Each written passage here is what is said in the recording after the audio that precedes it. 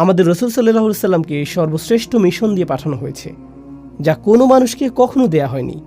আর দ্বিতীয় আয়াতে সেই সম্পূর্ণ মিশনটির সারসংক্ষেপ করা হয়েছে 4টি কাজের মাধ্যমে। এগুলো হলো সেই 4টি কাজ যা রাসূল সাল্লাল্লাহু আলাইহি সাল্লামকে করতে হয়েছিল, যে পরিবর্তন তিনি এনেছিলেন তার জন্য।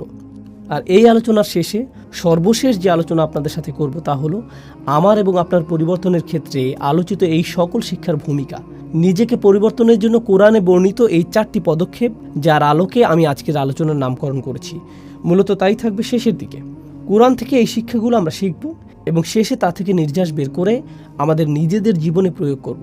তো আসুন শুরু করি সেই ভূমিকা দিয়ে, সূরা জুমার সংক্ষিপ্ত পরিচিতি দিয়ে। এটি সহ আরও কয়েকটি সূরাকে একসাথে বলা হয় মুসাব্বিহাত। এটা একটা বড় আরবি শব্দ, আপনি হয়তো জানেন না এর অর্থ কী। আসলে মুসাব্বিহাত হলো সেই সূরাগুলো যা আল্লাহর পারফেকশন বর্ণনা করে। যে বিষয়টি এই সূরাগুলোর সবগুলোতেই দেখা যায় তা হলো সবগুলো সূরার শুরুতে রয়েছে সাব্বাহা লিল্লাহি মা ফিস সামাওয়াতি ওয়াল আরদ অথবা ইউসাব্বিহু লিল্লাহি মা ফিস সামাওয়াতি ওয়া মা ফিল আরদ, অর্থাৎ আকাশ এবং পৃথিবীর সব কিছুই আল্লাহর পারফেকশনের বর্ণনা করে আসছে এবং তারা আল্লাহর পারফেকশন বর্ণনা করতে থাকবে এবং তারা এখনও আল্লাহর পারফেকশন বর্ণনা করে যাচ্ছে। এই ঘোষণা এসেছে এই কয়েকটি মাদানী সূরা শুরুতে, যার একটি হলো সূরা জুমা। কিন্তু লক্ষণীয় অন্য একটি বিষয় হলো এই সবগুলো সূরাই আকাশ এবং পৃথিবীকে তুলনা করেছে মদিনার মুসলমানদের সাথে। রাসূল সাল্লাল্লাহু আলাইহি সাল্লাম মদিনায় হিজরত করার পর সেখানে মুসলিমদের নতুন সমাজ গড়ে ওঠে। এই সূরাগুলো মদিনার মুসলিমদের অবস্থাকে আকাশ এবং পৃথিবীর সাথে তুলনা করেছে। মূলত এটা প্রকাশ করেছে যে আকাশ এবং পৃথিবী তাই করছে যা তাদেরকে বলা হয়েছে। তারা আল্লাহর সামনে আত্মসমর্পণ করে এবং তার পারফেকশন ঘোষণা করে। আল্লাহ বোঝাতে যাচ্ছেন, কেন তোমাদের ঈমানের স্তর ভিন্ন? তোমাদের কেউ কেউ খুবই নিবেদিত, কেউ কেউ মোটেও নিবেদিত না। তোমাদের কেউ কেউ মুনাফিকিপূর্ণ, তোমাদের কারো কারো সংকল্প দুর্বল, এরকম পার্থক্য বিদ্যমান। তো আল্লাহ আসলে ভিন্নতা দূর করে সকলের ঈমানের স্তরকে উপরে তুলে আনতে চাইছেন এবং সকলকেই পরিবর্তন করতে চাইছেন এই মুসাব্বিহাত সূরাগুলোর মাধ্যমে। এই গ্রুপের সূরাগুলোর একটি হলো সূরা জুমা। কিন্তু কোরআনের এই ছোট সূরার গ্রুপের মধ্যেও সূরা জুমার রয়েছে স্বতন্ত্র বৈশিষ্ট্য। কেন? এর কারণ দুইটি। প্রথমত অন্য সূরাগুলোতে আল্লাহ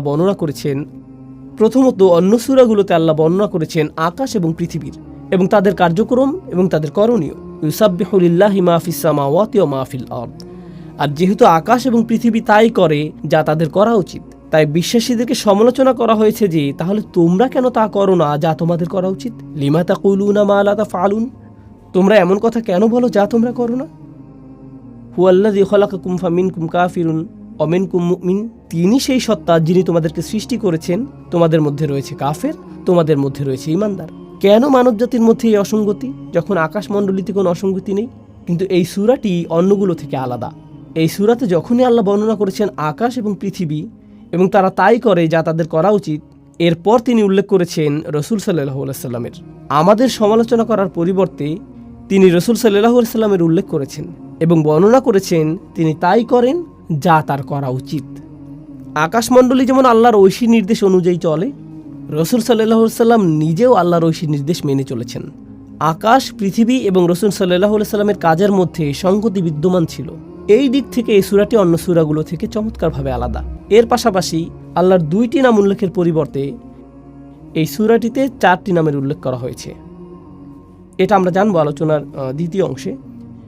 এখন প্রথম আয়াতের বিষয়বস্তুতে যাওয়ার আগে এবং আল্লাহ 4টি নামের আলোচনার আগে আমি আপনাদের সাথে আলোচনা করতে চাই শুধুমাত্র এই আলোচনারই নয়, বরং পুরো সূরাটির সামগ্রিক মেসেজটি নিয়ে। মূলত এর মেসেজটি হলো পরিবর্তন। আর এটি বোঝার জন্য আপনাকে বুঝতে হবে কোরআনের বহুল ব্যবহৃত একটি উপমা এবং দৃষ্টান্ত। অনেক জায়গাতে কোরআন নিজেকে তুলনা করেছে আকাশ থেকে নেমে আসা বৃষ্টির সঙ্গে। এভাবে তুলনা করা হয়েছে।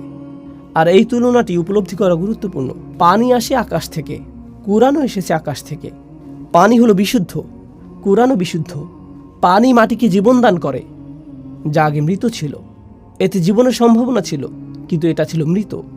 একইভাবে কোরআন হৃদয়কে জীবিত করে তোলে যা আগে মৃত ছিল। হৃদয়ের মধ্যে সম্ভাবনা ছিল, কিন্তু ভিতরের সেই সম্ভাবনা এখন সক্রিয় নয়। অথবা এর ভিতরে নেক কাজের বীজ ছিল, কিন্তু এটা প্রস্ফুটিত হওয়ার এবং বিকশিত হওয়ার সুযোগ পায়নি। পানি এবং কোরআনের উপমাটি খুবই শক্তিশালী।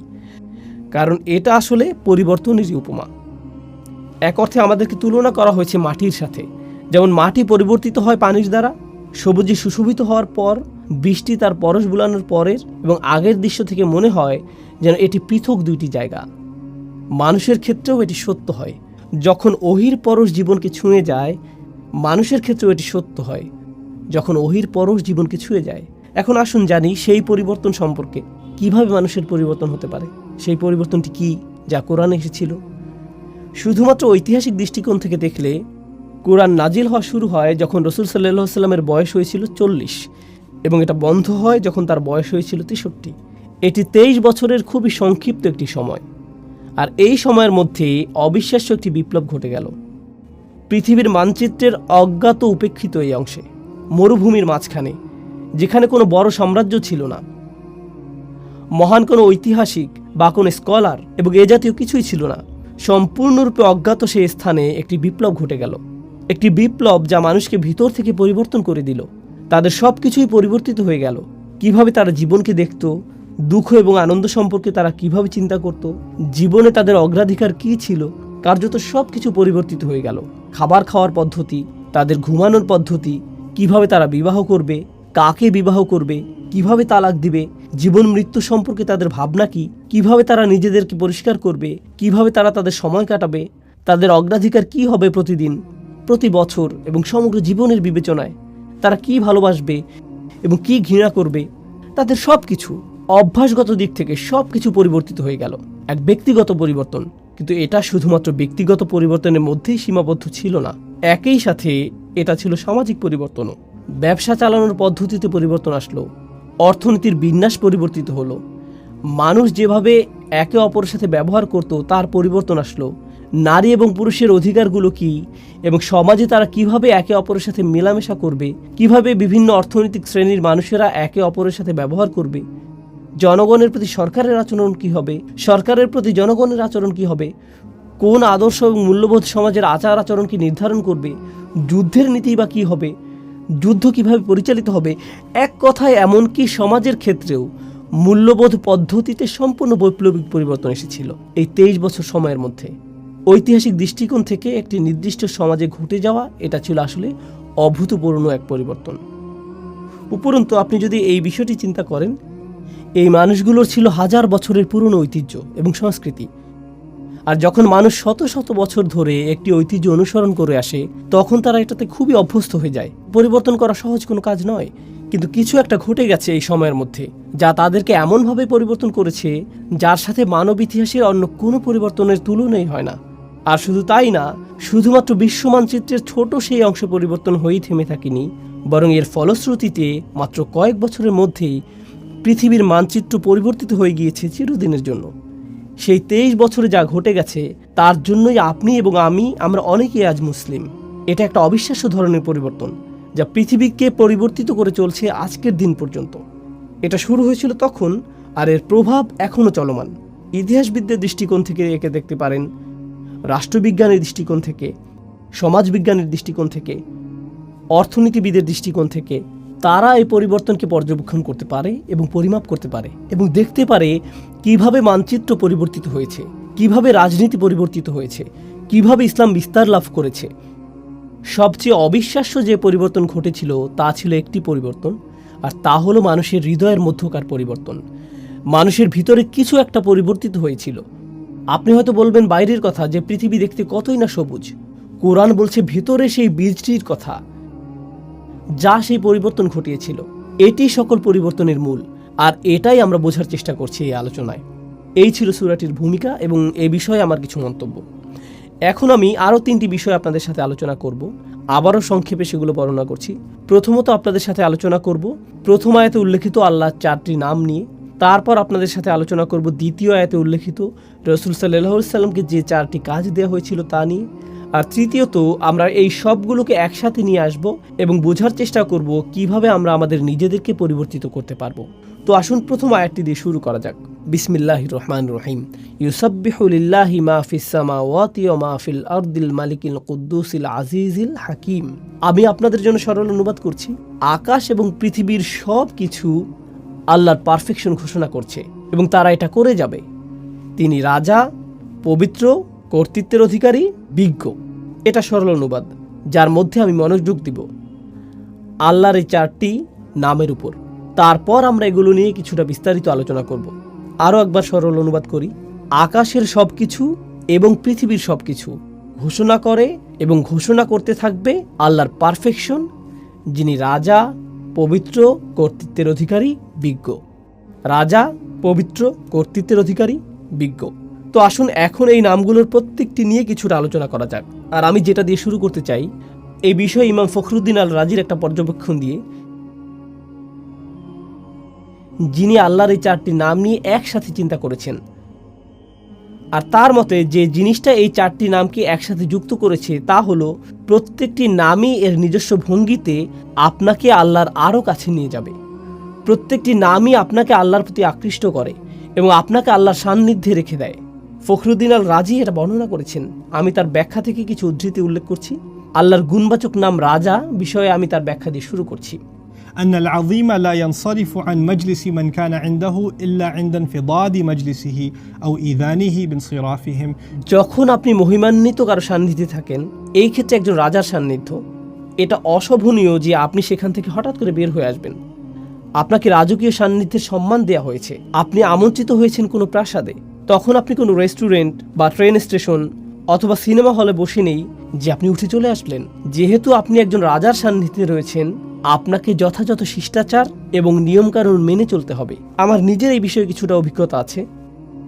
আমার সুযোগ হয়েছে কয়েকজন প্রেসিডেন্ট এবং কয়েকটি দেশের রাজপরিবারের সদস্যদের সাথে সাক্ষাৎ করার। আপনি তাদের সাথে সাক্ষাৎ করার আগে সবসময় একটা প্রোটোকল টিম থাকে, তারা বলে দেয় এভাবে আপনি প্রেসিডেন্টের সাথে দেখা করবেন, এভাবে আপনি রাজাকে সম্ভাষণ জানাবেন, এখানে আপনি বসবেন, প্রথমে এটা করবেন, তারপর সেটা করবেন। কথোপকথনের মাঝখানে আপনি ফোন হাতে নিয়ে এভাবে কথা বলতে পারবেন না। এক্সকিউজ মি, রাজা, আমাকে একটা ফোন রিসিভ করতে হবে। না, এটা সম্ভব না।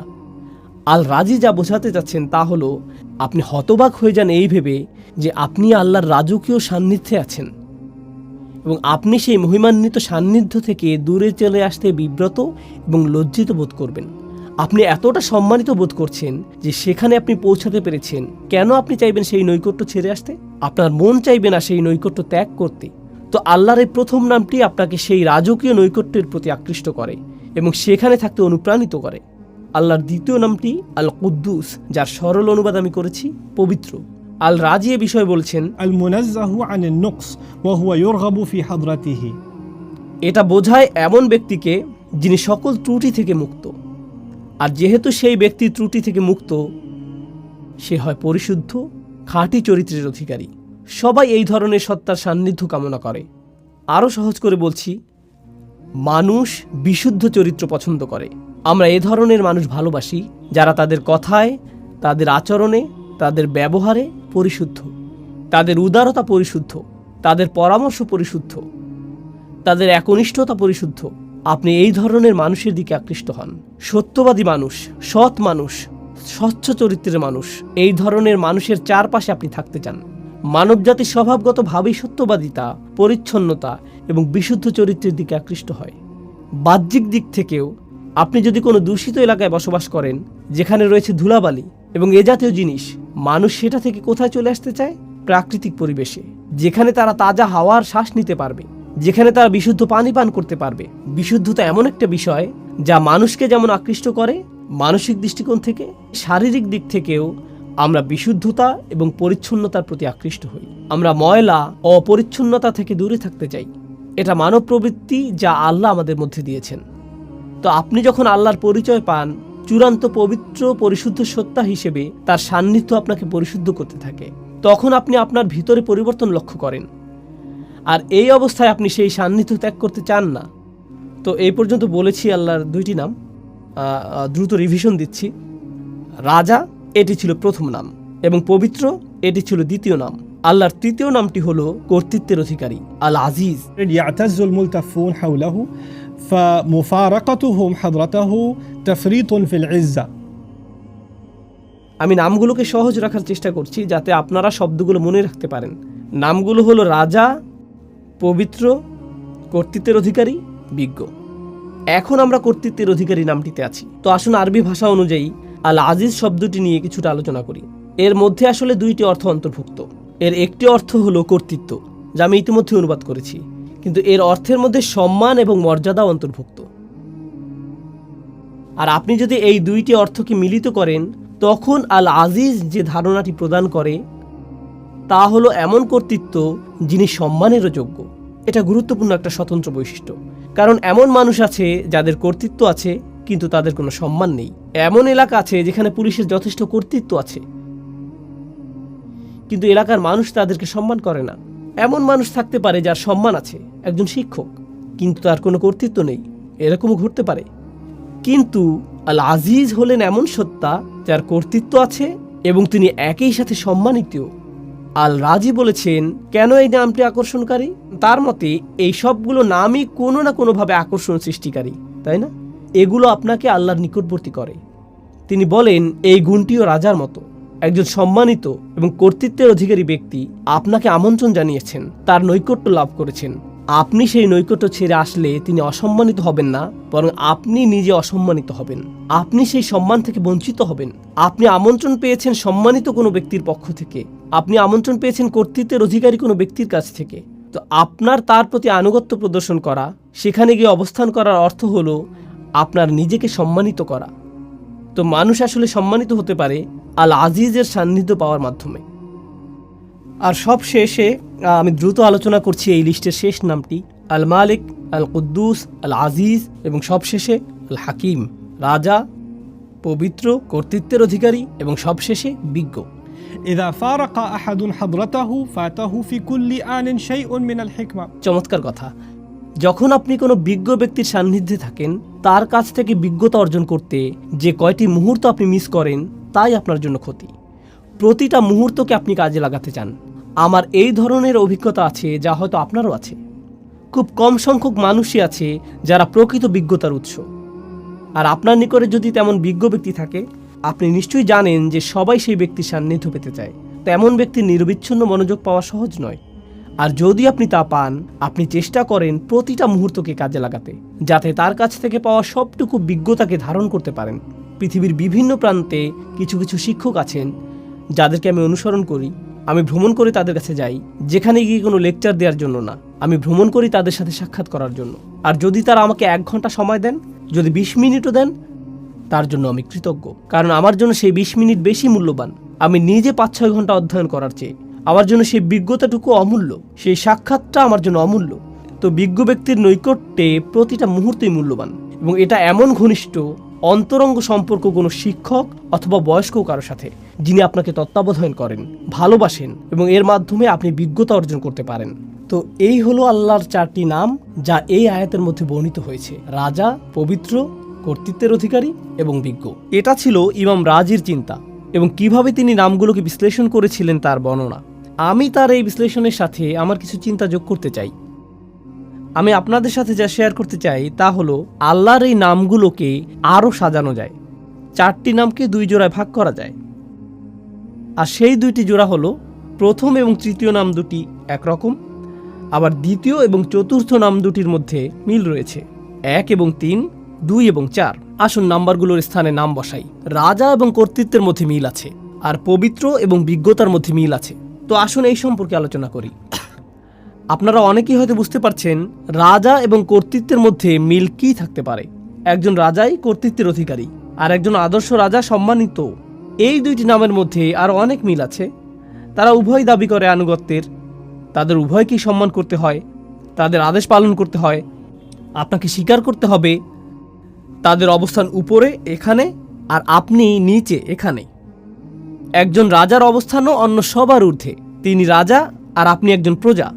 আপনার অবস্থান নিচে এখানে। আল্লাহর এই নামগুলো আমার উপর তার কি প্রভাব ফেলে?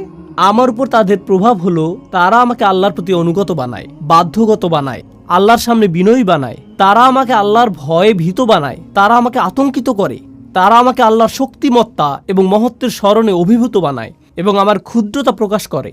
এটাই এই নামগুলো প্রকাশ করে। কোন 2টি নাম? আল মালিক এবং আল আজিজ। এগুলো আল্লাহর মহত্ব প্রকাশ করে এবং এর ফলে আমি হয়ে যাই ক্ষুদ্র এবং তুচ্ছ, আমি হয়ে যাই দাস, আমি হয়ে যাই বিনীত এই 2টি নামের সামনে। কিন্তু আপনি যদি অন্য 2টি নাম দেখেন, আল কুদ্দুস, আল হাকিম, পবিত্র এবং বিজ্ঞ। প্রথম দুইটি নামের মতো পবিত্রতা, পরিশুদ্ধি দূর থেকে অনুভব করা সম্ভব নয়। পবিত্রতা এবং পরিশুদ্ধি বোঝা যায় যখন আপনি কারো কাছে যান, আপনি দেখতে পান তাদের আচরণ। আবার বিজ্ঞতা হলো এমন জিনিস যখন কেউ একজন আপনার কাঁধে হাত রেখে আপনাকে উপদেশ দান করে, যিনি আপনার অবস্থা উপলব্ধি করেন। আল হাকিম নিয়ে চিন্তা করলে কুরআনে বর্ণিত লোকমান আলাইহিসসালামের একটি ঘটনা আমার মনে পড়ে। লুকমান আলাইহিসসালাম ভালোবাসাপূর্ণভাবে তার ছেলেকে উপদেশ দিয়েছেন। আল্লাহ বলছেন, ওয়ালাকাদ আতাইনা লুকমানাল হিকমাহ, আমি লোকমানকে দিয়েছি বিজ্ঞতা। এরপর তিনি সেই বিজ্ঞতার একটা অংশ তার ছেলেকে দিচ্ছেন। সেই অন্তরঙ্গ, ঘনিষ্ঠ, ভালোবাসাপূর্ণ সম্পর্ক বিজ্ঞতা প্রদানেরই একটা অংশ। আপনি দূর থেকে বিজ্ঞতা অর্জন করতে পারবেন না, আপনাকে কারো সাথে সম্পর্ক তৈরি করতে হবে যাতে তিনি আপনার অবস্থার সাথে সম্পর্কিত উপদেশ প্রদান করতে পারেন। অন্য নামটি আল কুদ্দুস, পরিশুদ্ধ সঙ্গ, পবিত্র সঙ্গ, এমন সঙ্গ যার উপস্থিতিতে আপনি ভালো অনুভব করেন, আপনি প্রশান্তি অনুভব করেন। আমার কাছে আল কুদ্দুস এবং আল হাকিমকে এভাবেও সম্পর্কিত মনে হয়, যখন আপনি পরিশুদ্ধ কারো সান্নিধ্যে থাকেন তখন আপনার হৃদয় পরিশুদ্ধ হতে শুরু করে।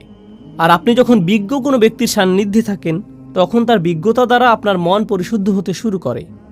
তো হৃদয় এবং মন পবিত্র হয় আল কুদ্দুস এবং আল হাকিম দ্বারা।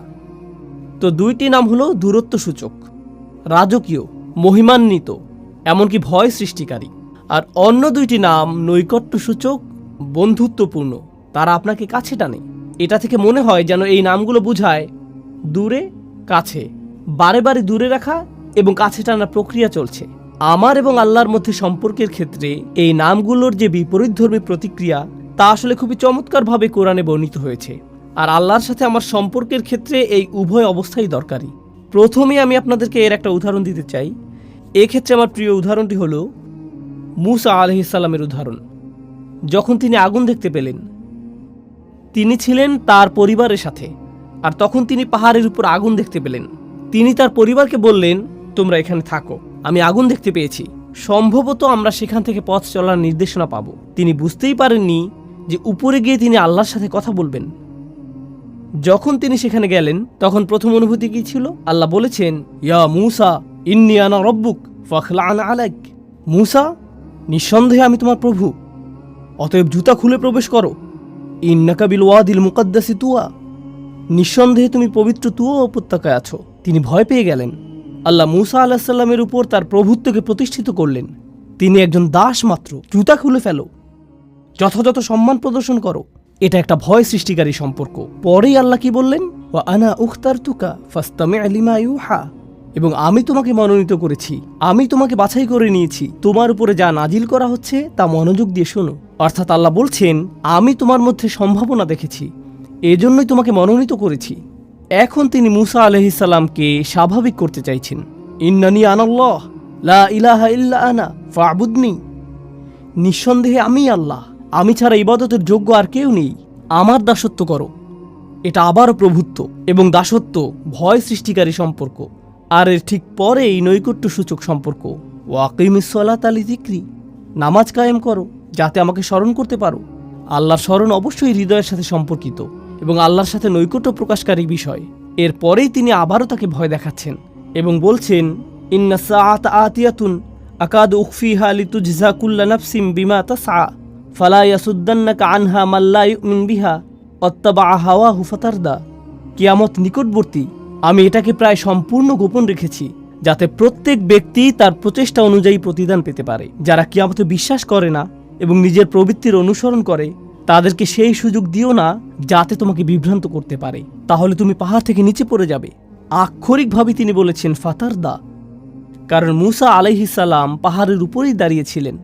তো তিনি বললেন, তারা রূপক অর্থে পাহাড় থেকে পড়বে, ব্যতিক্রম কিছু করলে তুমি আসলেই পড়ে যাবে। যখন মূসা আলাইহিস সালাম কিয়ামত দিবস সম্পর্কে শঙ্কিত হয়ে পড়লেন তখন তিনি বললেন, ওমা তিলকা বিয়ামিনিকা ইয়া মূসা, তোমার ডান হাতে ওটা কি মূসা? আবারও বন্ধুত্বপূর্ণ সংলাপ যা তাকে নিকটে আনছে। এ ধরনের উদাহরণ সমগ্র কোরআন জুড়ে রয়েছে। এখন এটা জানা গুরুত্বপূর্ণ যে কেন এ ধরনের সংলাপ, কেন কিছু নাম আমাদেরকে আতঙ্কিত করছে, ভীত করছে, আল্লাহর কর্তৃত্ব প্রতিষ্ঠা করছে, আর অন্য নামগুলো কেন তাকে বন্ধুত্বে পরিণত করছে। ঘনিষ্ঠ সহযোগী বানিয়ে দিচ্ছে। এই দুইটি জিনিস একসাথে যায় না।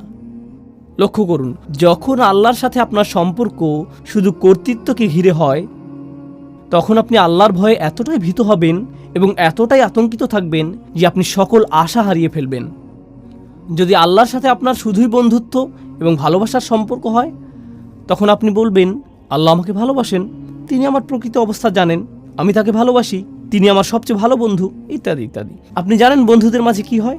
বন্ধুদের কারো উপর কারো কর্তৃত্ব থাকে না। বন্ধুরা এমন বলে, হ্যাঁ আমি তার সাথে সীমা লঙ্ঘন করি, কিন্তু তাতে কি?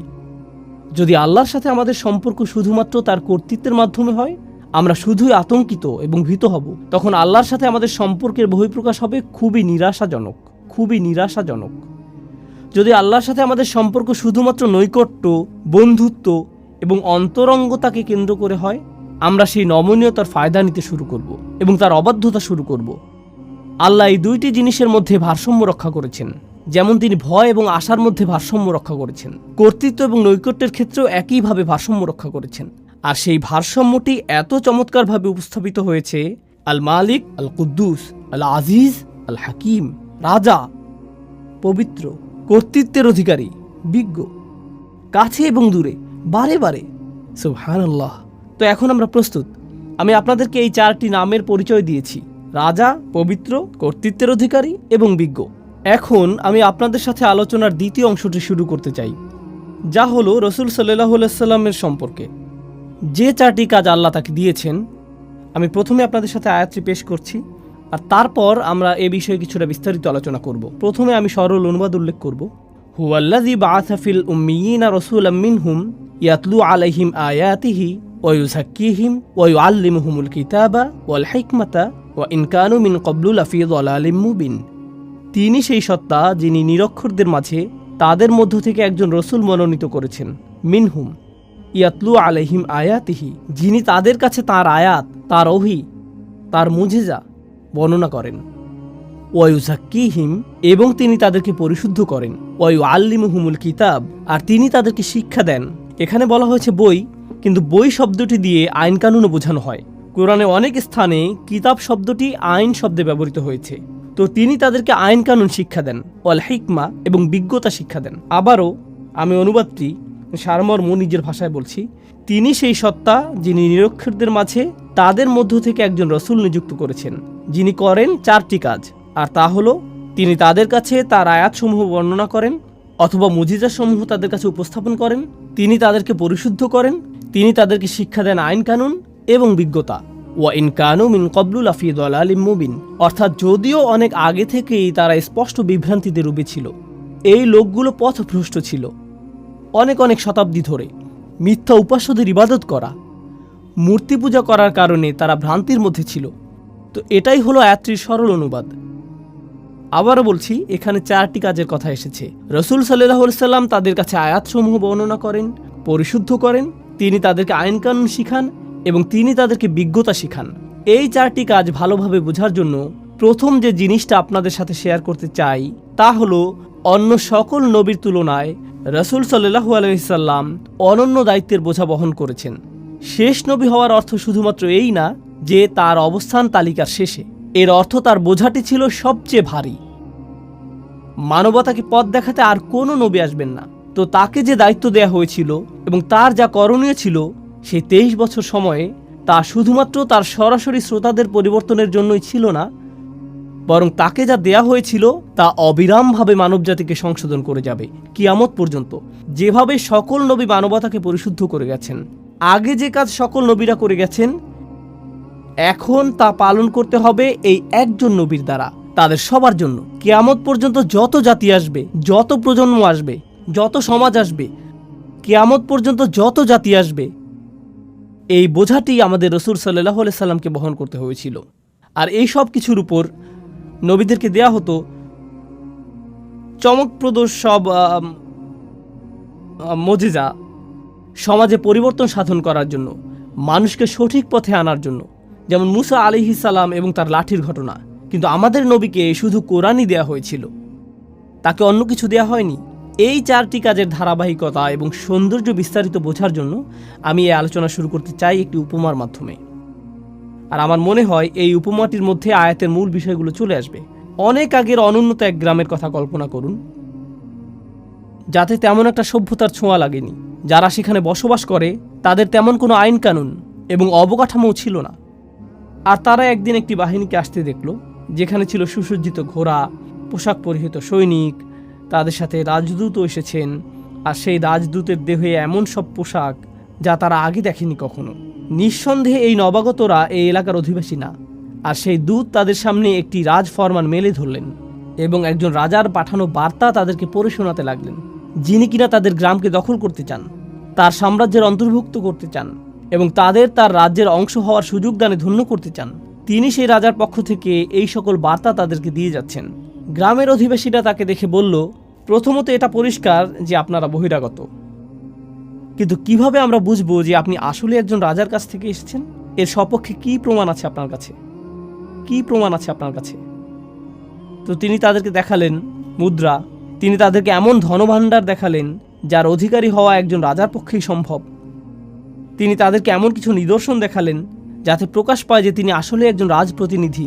যদি তারা সন্তুষ্ট হয়, তারা বলবে, আমরা তার কথা শুনে দেখব, আমরা শুনতে চাই এই রাজার কি বক্তব্য। আমরা বেশ চমৎকৃত হয়েছি এই বাহিনী এবং এর সাথে যা কিছু তিনি নিয়ে এসেছেন এবং তার রাজকীয় প্রমাণাদি দেখে। আমরা তার প্রস্তাবটি বিবেচনা করব।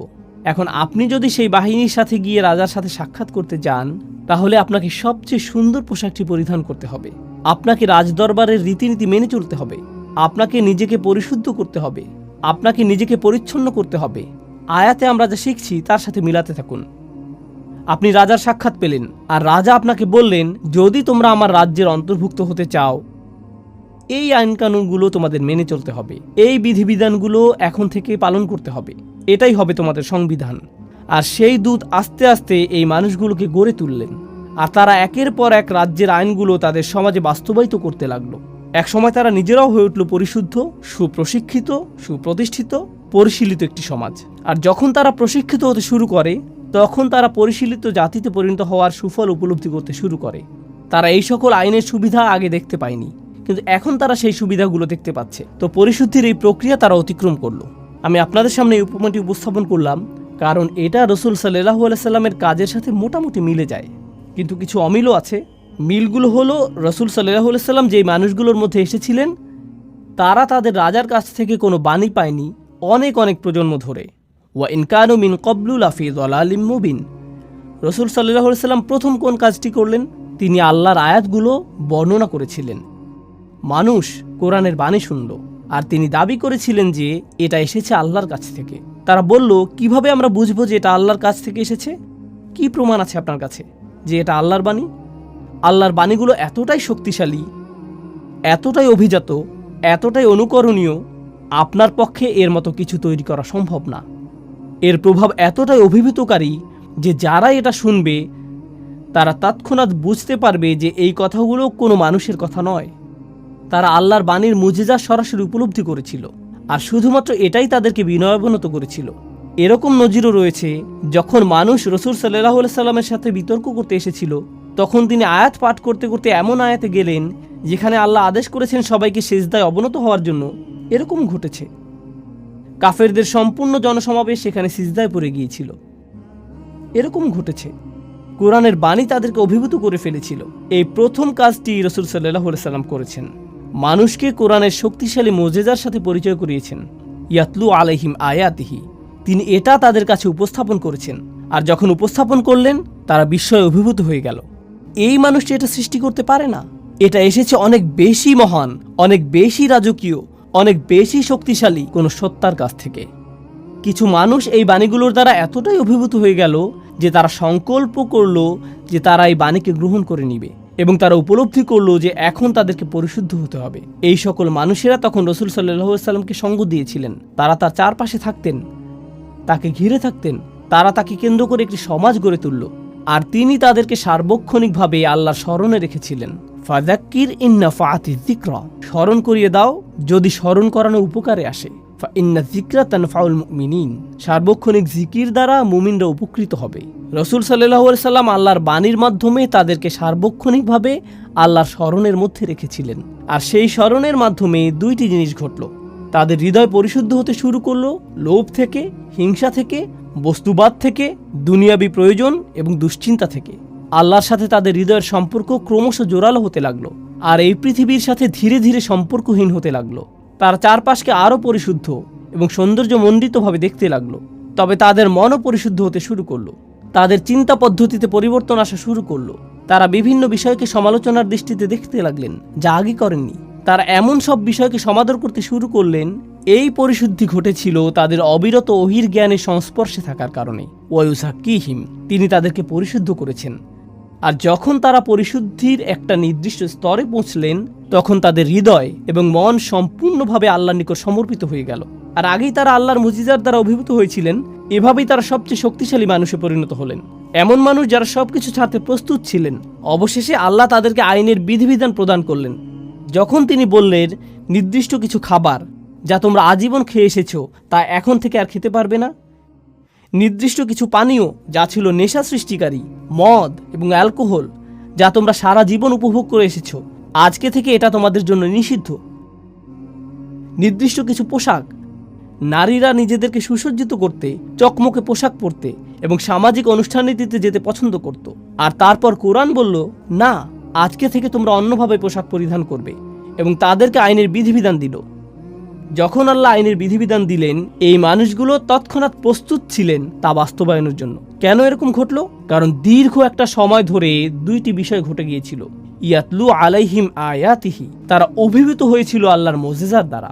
তারা আল্লাহর বাণীর কাছে বিনয়াবনত হয়েছিল এবং অবিরত তারা কোরআনের স্মরণ দ্বারা পরিশুদ্ধ হয়েছিলেন। এরপর অবশেষে তারা প্রস্তুত হয়েছিলেন আইন মানার জন্য। এই বিষয়ে হযরত আয়েশা রাদিয়াল্লাহু তাআলা আনহার উক্তিটি স্মরণীয় হয়ে থাকবে, লাউ আউয়ালা মা নাযালা মিনাল কুরআন লা তাশরবুল খামর লাকুল্লা আল্লাহি লান নাতরুকাল খামরা আবাদা। তিনি বলেছেন, কুরআন নাজিলের প্রথমেই যদি বলা হতো যে মদ পান করো না, তাহলে আমরা বলতাম আমরা কখনোই মদ ছাড়বো না, আমরা কখনোই এটা ত্যাগ করতাম না, কারণ তখনও আমরা পরিশুদ্ধ হইনি।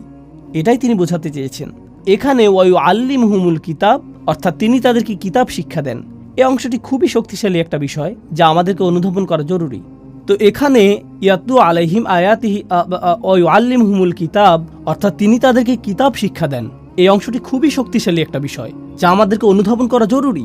ইসলামের আইন কানুনগুলো এরকম না যে শুধুমাত্র বলে দিলাম এটা হারাম, এটা হারাম, ওটা হারাম। আপনি যদি আসলেই চান যে তারা পরিবর্তিত হোক, তাহলে তাদেরকে কোরআনে বর্ণিত এই একই প্রক্রিয়ার মধ্য দিয়ে যেতে হবে। এখন সব শেষে আসছে অন্তহীন পথ চলার কথা, ওয়াল হিকমা, অর্থাৎ তিনি তাদেরকে বিজ্ঞতা শিক্ষা দেন। কেন আমি এটাকে বলছি অন্তহীন পথ চলা? লক্ষ্য করুন, আইন হলো সীমিত সংখ্যক বিধিবিধানের একটি সমষ্টি। এটা সীমিত কিছু নির্দেশনা, এটা নিষিদ্ধ, এটা নিষিদ্ধ, এটা নিষিদ্ধ, এটা অবশ্য করণীয়। আপনাকে দিনে 5 ওয়াক্ত নামাজ আদায় করতে হবে, সামর্থ্য থাকলে হজে যেতে হবে, আপনাকে রমজান মাসে রোজা রাখতে হবে। আইনের সংখ্যা সীমিত, ইসলামের আইনের সংখ্যা অসীম নয়। কিন্তু বিজ্ঞতা হলো সম্পূর্ণরূপে ভিন্ন একটি বিষয়। বিজ্ঞতা হলো অসীম, সমগ্র জীবনব্যাপী সাধনা। কোরআন শুধুমাত্র আমাদেরকে আইন দিতে আসেনি, কোরআন এসেছে সারা জীবনব্যাপী পাওয়া যায় এমন বিজ্ঞতা দিতে। আমার সমগ্র জীবন যদি ব্যয় হয় কোরআন থেকে বিজ্ঞতা অন্বেষণ করতে, তবুও সামান্য কয়েক ফোঁটা অর্জন করেই আমাকে পৃথিবী ছাড়তে হবে। এটাই বিজ্ঞতার ধরন। তো সবশেষে আল্লাহ আযজা ওয়া জাল্লা বলছেন, তিনি তাদেরকে বিজ্ঞতা শিক্ষা দেন।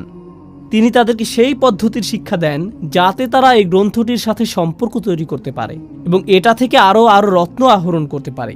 আফালা ইয়াতাদাব্বারুনা কুরআন, তারা কি কোরআন নিয়ে গভীর মনোনিবেশ সহকারে চিন্তা করে না? এই প্রক্রিয়াটির কথাই কোরআনে এসেছে। প্রসঙ্গক্রমে বিজ্ঞতা সম্পর্কে আরেকটি বিষয় হলো, বিজ্ঞতা আইনের পেছনের অন্তর্নিহিত বিজ্ঞতাকেও শিক্ষা দেয়। এটা আপনাকে দেখায় যে ইসলাম শুধুমাত্র কিছু বিধিবিধান নয়, এটি আসলে একটি নৈতিক আদর্শ, এটি একটি আধ্যাত্মিক আদর্শ। এই আইনগুলোর মধ্যে আধ্যাত্মিক কল্যাণ রয়েছে, নৈতিক কল্যাণ রয়েছে। আপনি যত বেশি অধ্যয়ন করবেন, আইনের পেছনের এই বিজ্ঞতাগুলো তত স্পষ্ট হতে শুরু করবে। এই হলো পরিবর্তনের 4টি ধাপ যা রাসূল সাল্লাল্লাহু আলাইহি সাল্লামকে দেয়া হয়েছিল। এখন আমি এই আলোচনার মধ্যে আমার প্রিয় অংশটিতে আসছি। তা হলো আপনাদের কাছে উপস্থাপিত এই 4টি ধাপ কিভাবে সেই সমাজকে পরিবর্তন করতে সক্ষম হয়েছিল যা ছিল অন্ধকারাচ্ছন্ন অনেক অনেক প্রজন্ম ধরে। আল্লাহ আমাদেরকে বলছেন যে কোরআনকে অবমূল্যায়ন করা যাবে না। কোরআন এমন বই নয় যা আপনি শুধুমাত্র পড়েই থেমে যান। কোরআন হলো সেই বই যার সাহায্যে আপনি সম্পূর্ণভাবে নিজেকে পরিবর্তন করতে পারেন। আমি আপনাদেরকে আবারও স্মরণ করিয়ে দিচ্ছি রাসূল সাল্লাল্লাহু আলাইহি সাল্লামের এই 4টি কাজ। তিনি আয়াতসমূহ বর্ণনা করেন, তিনি তাদেরকে পরিশুদ্ধ করেন, তিনি তাদেরকে আইন শিক্ষা দেন, তিনি তাদেরকে বিজ্ঞতা শিক্ষা দেন। এই 4টি কাজ আসলে আল্লাহর 4টি নামের সাথে সম্পূর্ণরূপে মিলে যায়, যেগুলো দিয়ে আমি আলোচনা শুরু করেছিলাম। আজকের আলোচনার এই অংশটি হলো আমার সবচেয়ে প্রিয়। আমি সেই 4টি নাম আপনাদের মনে করিয়ে দিচ্ছি: রাজা, পবিত্র, কর্তৃত্বের অধিকারী, বিজ্ঞ। রাজা নামটিতে ফিরে যাওয়া যাক। যখন সেই বাহিনী আসলো এবং মানুষ সেই রাজদূতকে দেখল, তারা দ্বিধায় পড়ে গেল। তখন কি দেখাতে হয়েছিল? প্রমাণ। আয়াত আসলে কি? যখন রাসূল সাল্লাল্লাহু আলাইহি সাল্লাম মানুষের সামনে আয়াত পাঠ করেন, যখন তিনি তাদেরকে এর মুজিজা দেখান, এর মাধ্যমে তিনি আসলে কি করছেন? তিনি আসলে তাদেরকে প্রমাণ দেখাচ্ছেন যে এটা একমাত্র আল্লাহর পক্ষ থেকেই আসা সম্ভব। আয়াতের মধ্যেই তারা তাদের রাজাকে চিনতে পারবে। লক্ষ্য করুন, কোরআনের ভূমিকাতেও আল্লাহর পরিচয় এভাবে এসেছে: আলহামদুলিল্লাহি রব্বিল আলামিন, আর রহমানির রহিম, মালিক ইয়াউমিদ্দিন। আর রহমানির রহিম দিয়ে নৈকট্য প্রকাশ করছে। আর তারপর আসছে সেই অভিজাত্যের বর্ণনা। তিনি বিচার দিবসের রাজা, বিচার দিবসের মালিক এবং প্রভু।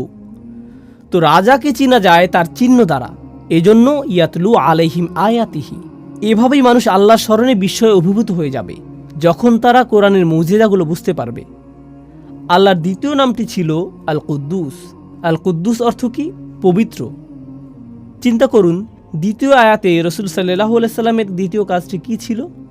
ওয়ায়ুযাক্কিহিম, অর্থাৎ তিনি তাদেরকে পবিত্র করেন।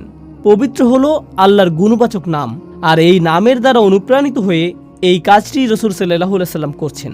তিনি মানুষকে পবিত্র, পরিশুদ্ধ করছেন, তাদেরকে সেই পবিত্র সত্তার আরও নিকটবর্তী করার মাধ্যমে। রাসূল সাল্লাল্লাহু আলাইহি সাল্লাম এটাই করেছেন। তিনি আল্লাহর এই 4টি নামকে মানুষের হৃদয়ে পৌঁছে দিয়েছেন। তিনি এগুলোকে মানুষের হৃদয়ে গেঁথে দিয়েছেন। আল্লাহর তৃতীয় নামটি ছিল আল আজিজ, কর্তৃত্বের অধিকারী। এমন কর্তৃত্ব যিনি সম্মান পাওয়ার যোগ্য। আর আইন প্রণয়ন ছাড়া কর্তৃত্ব পরিপূর্ণ হয় নাকি? কর্তৃত্বের অধিকারী আইন প্রণয়ন করতে পারেন। তাহলে রাসূল সাল্লাল্লাহু আলাইহি সাল্লাম আইনের বিধিবিধান শিক্ষা দেন। কার পক্ষ থেকে এই আইন? কর্তৃত্বের অধিকারীর পক্ষ থেকে। কার কর্তৃত্ব সম্মান পাওয়ার যোগ্য? যতক্ষণ পর্যন্ত আপনার মধ্যে সেই কর্তৃত্বের প্রতি এই ভয়, এই সম্মান তৈরি না হবে, যতক্ষণ আপনি বুঝতে না পারবেন যে এই কর্তৃত্বের কাছ থেকে যা আসে তার উদ্দেশ্য আপনাকে পরিশুদ্ধ করা, আপনি সেই আইন বাস্তবায়ন করতে পারবেন না। আপনি সেই আইন অনুযায়ী জীবন পরিচালনা করতে পারবেন না। রাসূল সাল্লাল্লাহু আলাইহি সাল্লাম আল্লাহর সেই ইজ্জাহ এর দাবি আদায় করেছিলেন মানুষকে আল আজিজের আইন এবং তার সংবিধান শিক্ষা দেওয়ার মাধ্যমে। সবশেষে প্রথম আয়াতে আল্লাহর শেষ নামটি ছিল আল হাকিম, অর্থাৎ বিজ্ঞ। আল্লাহর এই নামটি রাসূল সাল্লাল্লাহু আলাইহি সাল্লামের কোন কাজের সাথে সামঞ্জস্যপূর্ণ? আল্লাহ সুবহানাহু ওয়া তাআলা বলছেন, ওয়া ইউআল্লিমুহুমুল কিতাবা ওয়াল হিকমা। তিনি তাদেরকে শিক্ষা দেন বিজ্ঞতা। আল্লাহ হলেন সবচেয়ে বিজ্ঞ, যিনি তার রাসূলকে শিক্ষা দিয়েছেন যাতে তিনি তার অনুসারীদের মনে বিজ্ঞতা সঞ্চারিত করেন, যারা এই আহ্বানে সাড়া দিবে এবং এই বিশ্বাসকে আলিঙ্গন করবে। সুবহানাল্লাহ। আল্লাহর 4টি নাম রাসূল সাল্লাল্লাহু আলাইহি সাল্লামের উপর আরোপিত 4টি কাজের সাথে সরাসরি মিলে যাচ্ছে। এটাই হলো পরিবর্তনের জন্য কোরআনের বিস্ময়কর পথ চলা, যে পথে বহু মানুষ হেঁটেছে এই নামগুলোকে হৃদয়ে ধারণ করার মাধ্যমে, যা আকাশ এবং পৃথিবী উপলব্ধি করতে পেরেছে। আল্লাহ যা বলেছেন তা হলো, তোমরা যদি এই নামগুলোকে হৃদয়ে ধারণ করতে পারো, তোমরাও আকাশ এবং পৃথিবীর সাথে সামঞ্জস্যপূর্ণ হয়ে উঠবে। রাসূল সাল্লাল্লাহু আলাইহি সাল্লাম এই উদ্দেশ্যে এসেছিলেন, আপনাদের মধ্যে সেই শৃঙ্খলা নিয়ে আসা যা ইতিমধ্যে আপনার চারপাশে বিদ্যমান রয়েছে। আশ-শামসু ওয়াল কমরু বিহুসবান ওয়ান নাজমু ওয়াশ-শাজারু ইয়াসজুদান, অর্থাৎ তারকা এবং বৃক্ষরাজি সিজদায় অবনত হয়। কেন তিনি আমাদেরকে বলেছেন যে তারকা এবং বৃক্ষরাজি সিজদা করে? অথবা পাখিদের তাসবিহ পড়া? আল্লাহ বলেছেন পাখিরা তাসবিহ পড়ে। ওয়া ইম মিন শাইইন ইল্লা ইউসাব্বিহু বিহামদিহি ওয়ালাকিন লা তাফকাহুনা তাসবিহাহুম, অর্থাৎ এমন কোনো জিনিস নেই যা তার প্রশংসা সহকারে তাসবিহ করে না। তো এভাবেই আমরা আমাদের চারপাশের অন্য সৃষ্টি জগতের সাথে একত্র হতে পারি। এখন আমরা একটা মজাদার বিষয়বস্তুতে এসে পড়েছি। আগের সকল আলোচনার বিবেচনায় কিভাবে আমরা নিজেদের পরিবর্তনের বিষয়টা চিন্তা করতে পারি?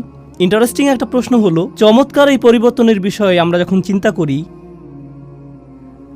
আমি ছোটবেলা থেকেই শুনে এসেছি সম্ভবত আপনিও সারা জীবন খুতবা এবং আলোচনায় শুনেছেন সাহাবীদের চরিত্র কত চমৎকার ছিল, তাদের জীবনের পরিবর্তন কতটা বিস্ময়কর ছিল, কি অবিশ্বাস্য পরিবর্তনের মধ্য দিয়ে তারা জীবন অতিবাহিত করেছিলেন, আল্লাহর প্রতি কি বিস্ময়কর আনুগত্য তারা প্রদর্শন করেছিলেন। আপনি তাদের সম্পর্কে শুধু শুনেই গিয়েছেন, আর আপনি মনে মনে হয়তো বলেছেন তারা এত ভালো ছিলেন, কিন্তু এর সাথে আমার সম্পর্ক কোথায়? তারা ছিলেন অসাধারণ, এটা আমার বুঝে আসে, কিন্তু আমি নিঃসন্দেহে তেমনটি নই। আমার দ্বারা কি এই ধরনের পরিবর্তন সম্ভব? কোরআন কি আমাকে শুধুমাত্র এই অসাধারণ ঐতিহাসিক পরিবর্তনের কথাই বলছে?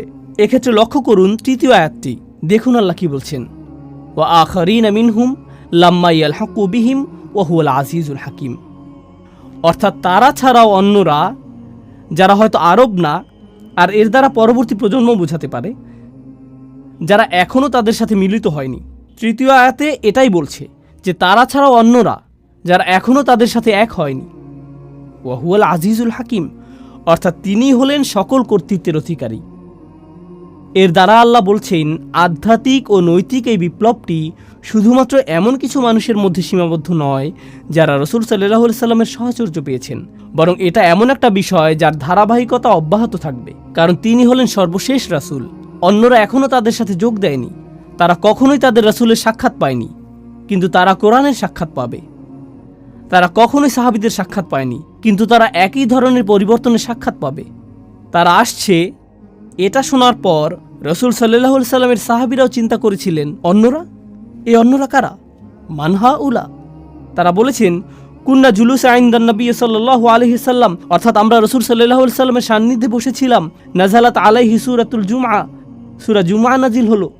এই সূরাটি নাজিল হলো, আর যখন তিনি তিলাওয়াত করতে শুরু করলেন, তিনি পড়লেন, ওয়া আখারিনা মিনহুম লাম্মা ইয়ালহাকু বিহিম, অন্যরা এখনও তাদের সাথে মিলিত হয়নি। যখন তারা এই আয়াতটি শুনলেন, তারা বললেন, এরা কারা? তখন রাসূল সাল্লাল্লাহু আলাইহি সাল্লাম তাকালেন সালমান আল ফারসির দিকে। তিনি দেখালেন সালমান আল ফারসির দিকে। এরপরে কি ঘটেছিল তা বলার আগে আসুন সালমান ফারসি সম্পর্কে কিছুটা জেনে নেওয়া যাক। যারা জানেন না তাদের জন্য বলছি, তার নামের অর্থ হলো পারস্যবাসী সালমান।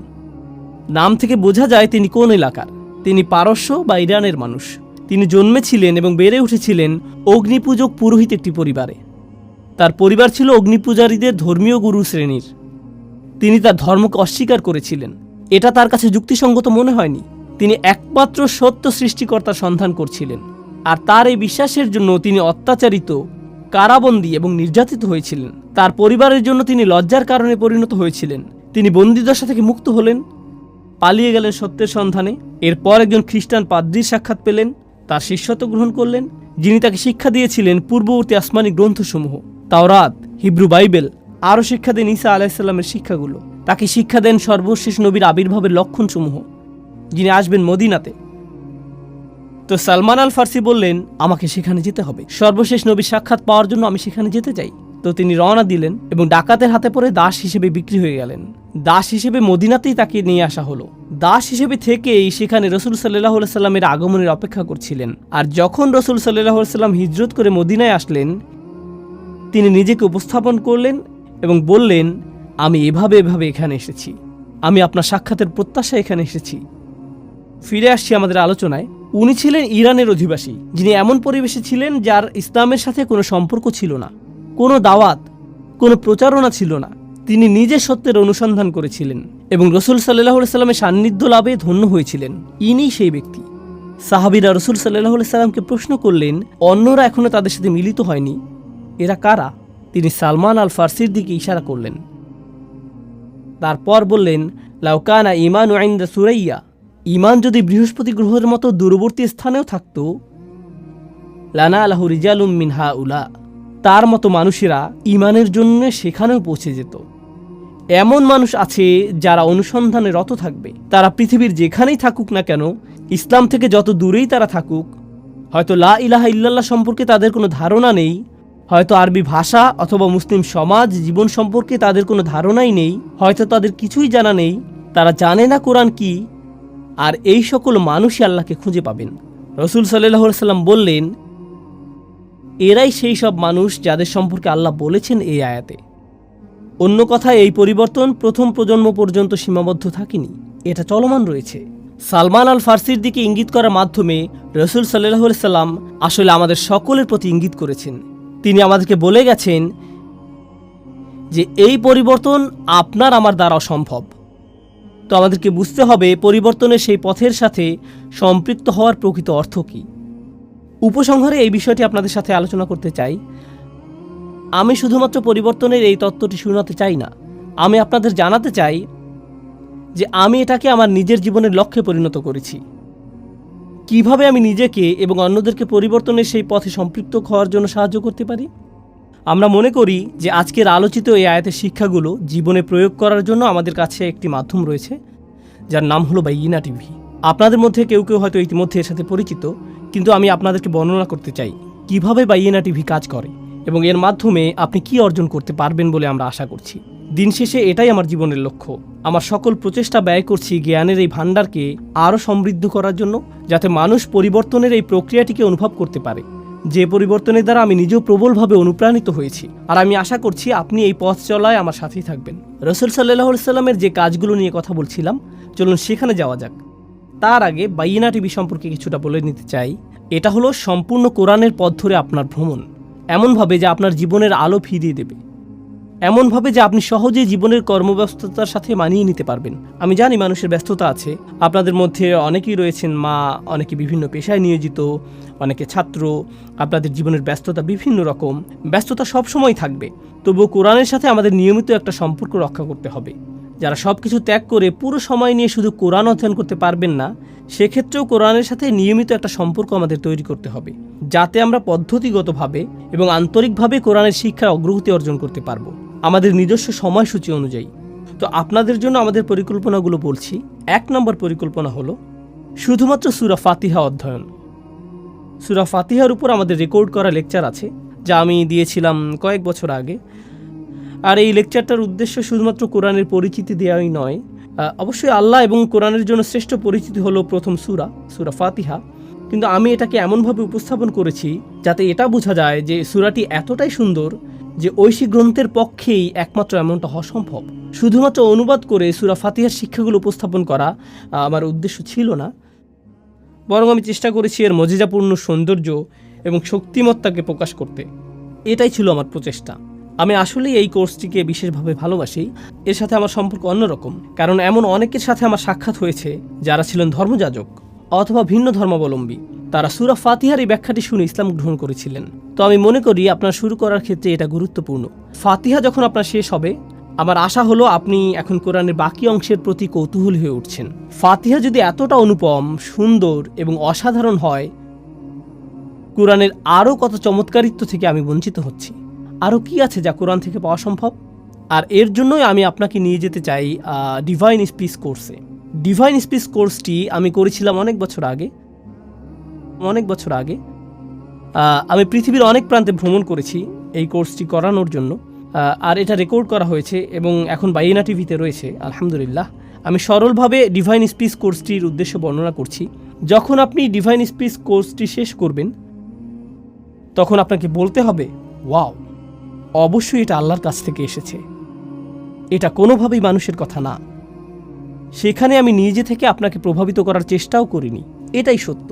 আমি শুধু দেখাতে চেয়েছি যে কোন জিনিসটা কোরআনকে অসাধারণভাবে ব্যাখ্যাতীতভাবে সৌন্দর্যমণ্ডিত করেছে।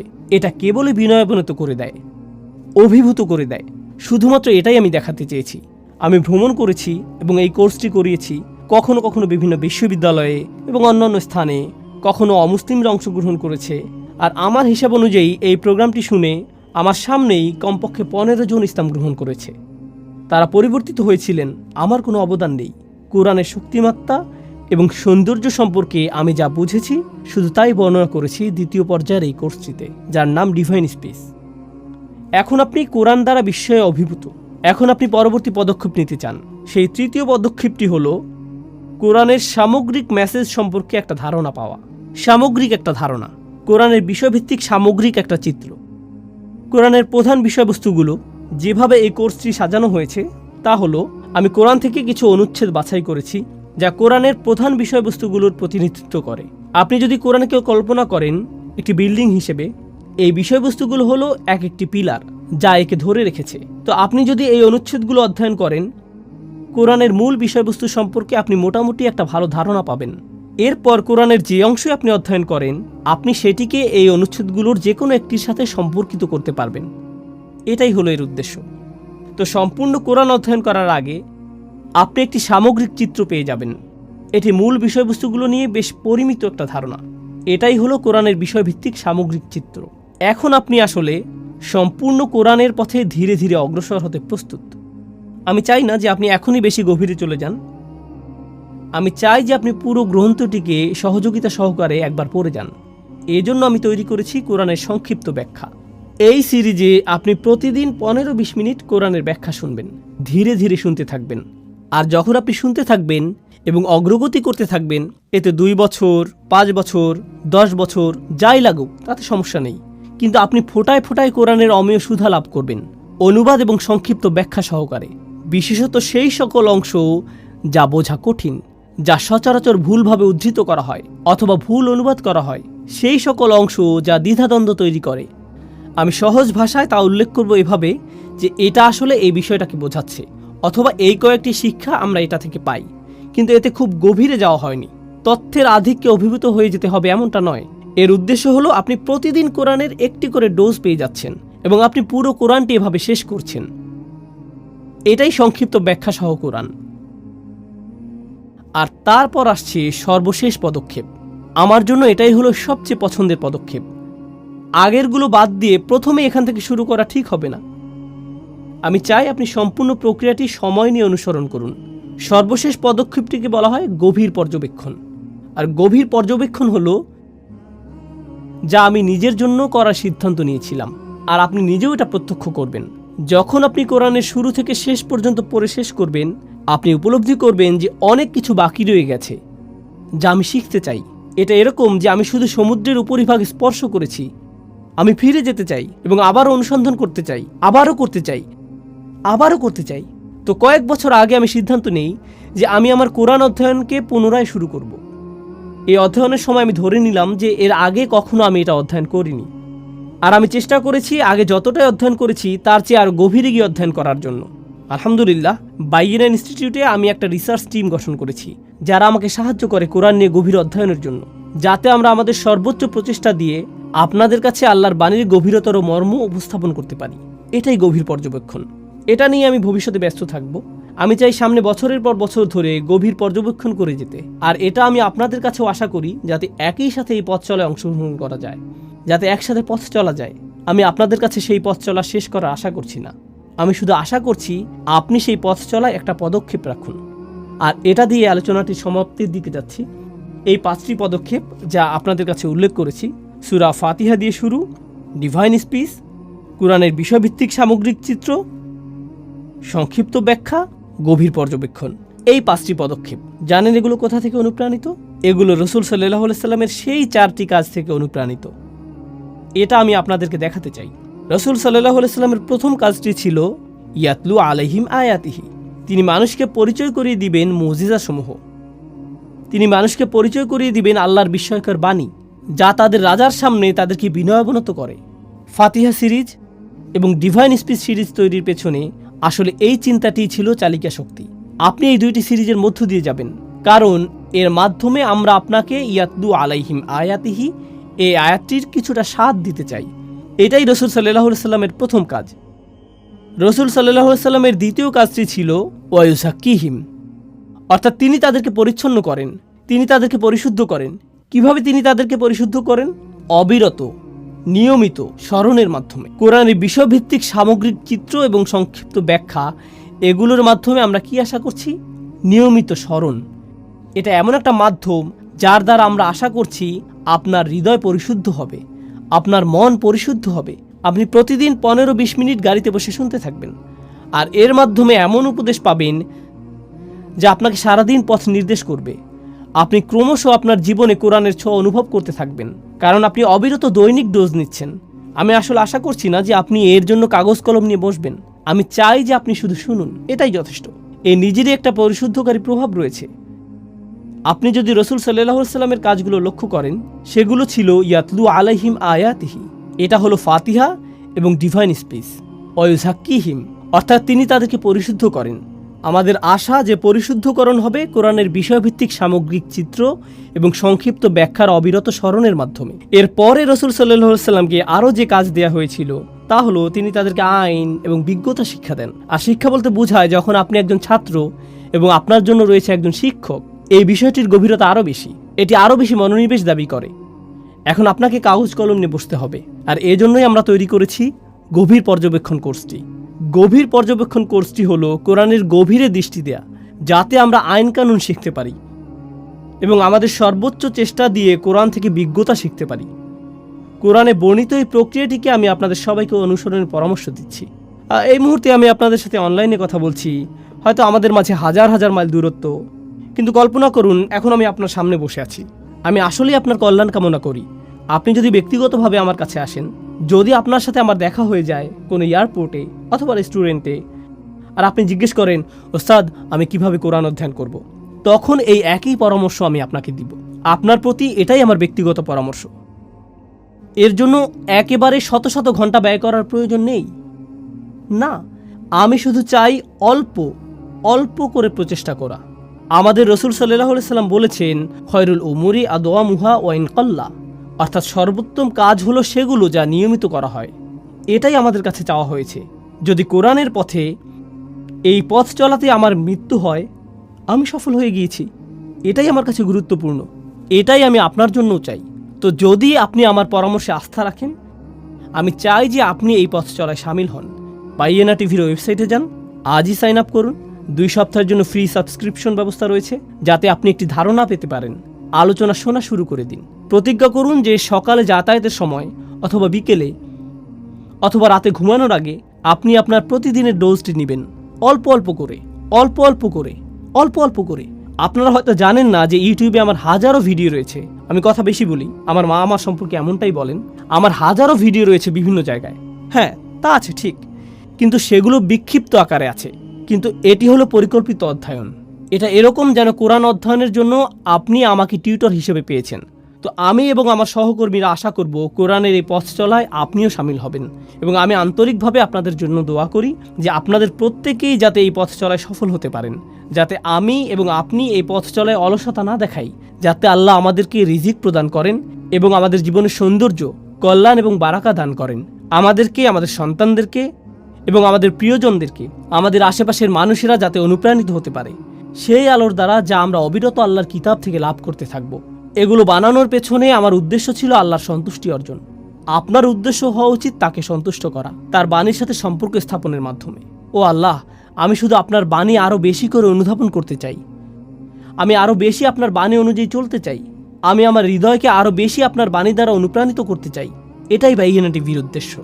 অন্য কিছুই আমার কাছে গুরুত্বপূর্ণ নয়। আর কিছু না করে যদি আমরা এটুকুই করে থাকি, তাতেই আমি সন্তুষ্ট, তাতেই আমি সন্তুষ্ট। আর আমি সন্তুষ্ট হব আপনার জন্য যদি আপনি আমাদেরকে সেই সম্মান দান করেন, যাতে আমরা একই সাথে আপনাকে নিয়ে এই পথ চলা শুরু করতে পারি। আশা করি দেখা হবে এই 2 সপ্তাহ ফ্রি সাবস্ক্রিপশনে। এখনই শুরু করুন, পরিবার এবং বন্ধুবান্ধবকে জানিয়ে দিন।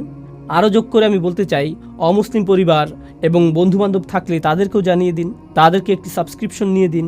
আমার এমন কর্মচারী আছেন যারা তাদের অমুসলিম মা বাবাকে সাবস্ক্রিপশন উপহার দিয়েছেন। খ্রিস্টান মা যিনি শুনবেন সূরা আলে ইমরানের তাফসির এবং এটি অধ্যয়ন করবেন, কেন নয়? তাদেরকে আল্লাহর কিতাবের সাথে পরিচয় করিয়ে দিন। সরাসরি কোরআন ছাড়া আর ভালো কি হতে পারে, যার থেকে তারা ইসলাম সম্পর্কে জানতে পারবে? তাদেরকে সরাসরি আল্লাহর কথা শোনার সুযোগ দিন। তো আমি আশা করছি যে এই প্রচেষ্টাটি আল্লাহ আমাদের সবার পক্ষ থেকে কবুল করে নেবেন। আপনারা সবাই আলোচনাটি শুনেছেন, এই জন্য কৃতজ্ঞতা প্রকাশ করছি। আমি অত্যন্ত উৎসাহী এই জন্য যে আমরা একটি অ্যাপও তৈরি করেছি। আপনাদের যাদের ভিডিও দেখার সুযোগ কম, অডিও হলে সুবিধা হয়, অ্যাপ থেকে অডিও ডাউনলোড করতে পারেন। এটা পাবেন অ্যাপ স্টোরে, আইফোন এবং অ্যান্ড্রয়েড অ্যাপ হিসেবে। ব্যস্ততার মধ্যেও আলোচনাগুলো শোনার জন্য এটা একটা সহজ উপায় ইনশাআল্লাহ। আমি আন্তরিকভাবে আশা করি আপনারা যাতে উপকৃত হতে পারেন। অনেক অনেক ধন্যবাদ আজকে অংশগ্রহণ করার জন্য। জাযাকুমুল্লাহু খাইরান। আসসালামু আলাইকুম ওয়া রাহমাতুল্লাহি ওয়া বারাকাতুহু।